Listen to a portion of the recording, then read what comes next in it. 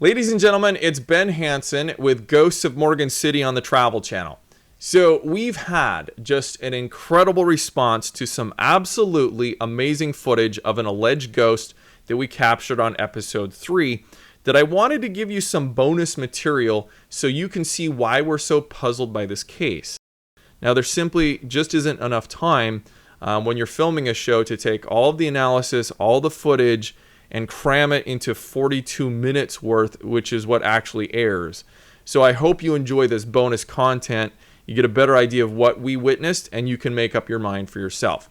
So let's jump right into it. Here's the live video footage we captured.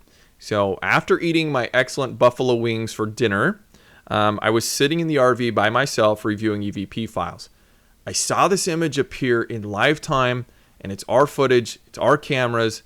So for me at least, it leaves absolutely zero chance that this was CGI or edited in any way. So turn your lights off. Here it comes. It was exactly like that, except for the sound effect I just put in for your listening pleasure.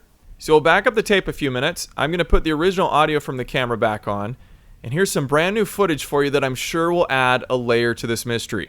So about 40 seconds or so before the ghost walks by, a light goes on in the bedroom to the right.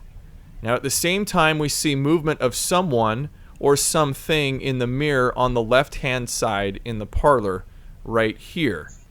Okay? Now we see that movement again, and then the light goes off. Then something with glowing eyes goes along the bottom of the doorway. Ah, hey kitty kitty. And then we capture on 2 cameras what sounds like to me is an EVP of someone saying something like, "I can't breathe." Listen to this. Now mind you, right before the figure walks by, we do hear a thump of some sort.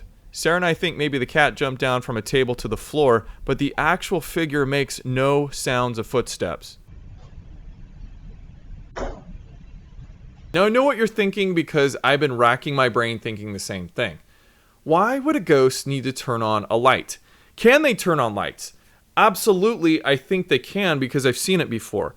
The area beyond the doorway is pitch black. You're only seeing light in the footage because it's IR light reflected to our camera. But if only we had a second angle of this to see the figure from a different perspective. Wait for it. Oh, we do. Take a look at this.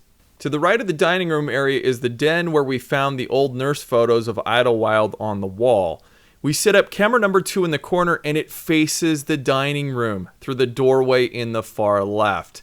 Camera number 2, I love you. Notice the figure is transparent.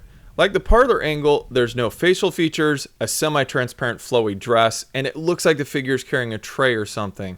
So can we chalk up the transparency to motion blur of the camera?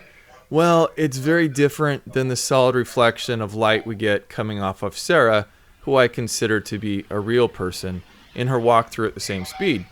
Now to add icing to this delicious cake, when Sarah and I went back to do an EVP session, the temperature dropped at least 30 degrees Fahrenheit, and then we captured this on our audio recorder. Can you let me know if you're still here, please?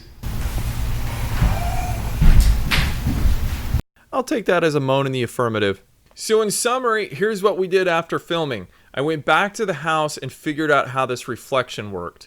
Using this new thing called science, I found that the mirror on the left captured just a sliver of the reflection of the mirror straight ahead, which in turn captured the movement of the figure in the bedroom on the far right.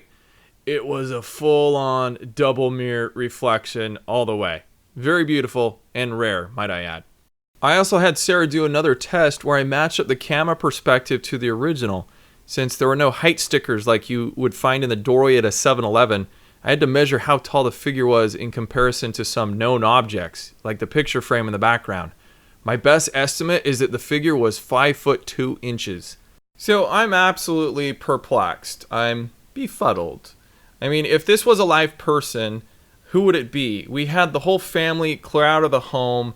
There wasn't anyone else who knew we were filming that night. The rest of the crew was still having dinner on the other side of the property.